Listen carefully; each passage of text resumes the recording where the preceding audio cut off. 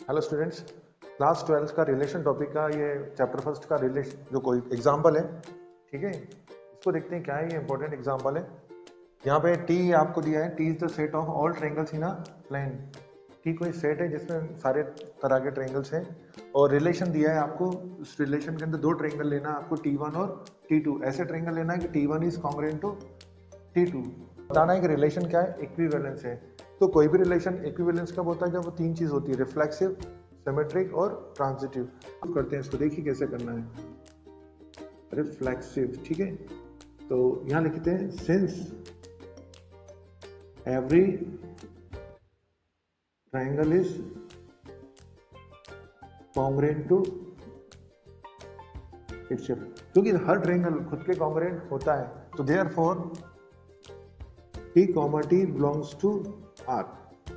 T, T belong करेगा किसमें, R में। तो therefore R is reflexive।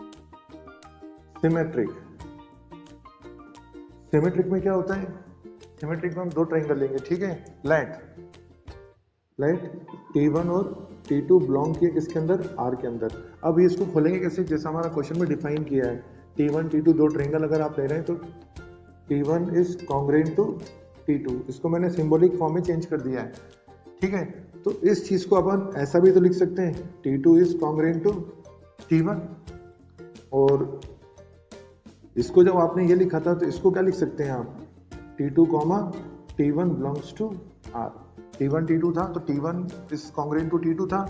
अब T2 is congruent to T1 है तो इसको अपन ऐसा लिख सकते हैं, ठीक है। तो देखो क्या हो गया, रिफ्लेक्सिव में दोनों क्या हो गए, इंटरचेंज हो गए, ठीक है। T1 T2 R में है और T2 T1 भी R में है। तो देयरफॉर अब बारी आती है ट्रांजिटिव की।